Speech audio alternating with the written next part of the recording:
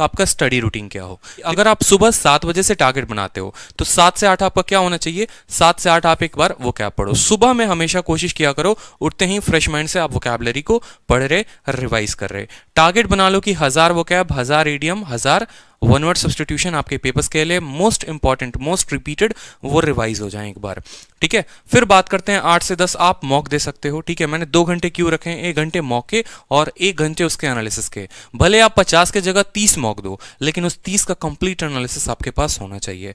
ठीक है, बार बार हर वीडियो में हर टॉपर, चाहे वो एसएससी का हो, आईबीपीएस का हो, रेलवे का हो, एक ही बात कहता है कि मॉक से ज्यादा फोकस हमने किसके ऊपर क्या रखा है, हमने उसके एनालिसिस के ऊपर फोकस कर रखा है। बट आपको आदत होती है कि आप मॉक देते हो और एनालिसिस कभी नहीं करते, तो ये मिस्टेक मेरे दोस्त कभी लाइफ में अपने मत करना। ठीक है, तीसरा जो है वो इंपॉर्टेंट है करंट अफेयर। अब करंट अफेयर कहां से पढ़ेंगे, ठीक है, और कितनी देर पढ़ेंगे, कितने महीने का पढ़ेंगे, वो भी मैंने वीडियो के एंड में बताया हुआ है, तो आप जरूर देखना। ठीक है, बात करते हैं 11 से 1 मैंने जो जनरल रखा हुआ है, ठीक है, वो रखा है कि ग्रामर। ठीक है, सुबह में मैंने इंग्लिश को इसे ले रखा क्योंकि सुबह फ्रेश माइंड होता है, याद करने वाली चीजों को आप अक्सर सुबह में रखा करो। ठीक है, ग्रामर अब ये आप अपने नोट से भी कवर कर सकते हो या आप किसी बुक से कवर कर सकते हो। ठीक है, ग्रामर के जितने इंपॉर्टेंट एरर्स वाले पॉइंट हो गए, क्योंकि ये आपको सेंटेंस इंप्रूवमेंट में, फिलर्स में और बाकी सभी जगह में आपकी हेल्प करेंगे। बात करते हैं 1 से 3, तो अभी यहाँ 2 घंटे ही मैथ्स को रखा है और बाद में भी मैंने मैथ्स को रखा है। मैथ्स में आपका टारगेट होना चाहिए कि एक बार जल्दी से पूरी की पूरी किताब खत्म कर ले,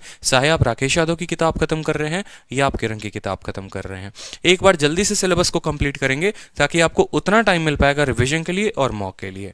और 3 से 5 आपको क्या करना है, 3 से 5 आपको रेस्ट करना है। ठीक है, थोड़ा सा माइंड को आप रेस्ट दो। इस रेस्ट टाइम में आप कुछ भी कर सकते हैं, आप अपने हाउस होल्ड काम भी कर सकते हैं। ठीक है, 5 से 7 आपको जीए पढ़ना है। जीए मतलब जनरल अवेयरनेस होता है, जिसमें जीके और जीएस दोनों आ जाता है। इसमें आप अपना सब्जेक्ट वाइज आप टारगेट ले सकते हैं कि देखो अभी 60 दिन बचे हुए हैं, एक बार पॉलिटी खत्म करते हैं, फिर हिस्ट्री खत्म करते हैं, ज्योग्राफी खत्म करते हैं, सिर्फ इंपॉर्टेंट पॉइंट जो आपने हाईलाइट किए थे, पूरा सब्जेक्ट मत पढ़ना। ठीक है, बात करते हैं 7 से 8, तो उस टाइम पे आप रीजनिंग के कुछ इंपॉर्टेंट पॉइंट्स कर सकते हो। देखो ये जो 60 डेज टारगेट है ना, ये सिलेबस कंप्लीट करने के लिए नहीं है, ये सिर्फ आपका रिवीजन के लिए है। जिनके मॉक में अच्छे नंबर आ रहे हैं उनके 30-40 नंबर और कैसे बढ़ जाएं, उसके ऊपर ये पूरी की पूरी वीडियो है।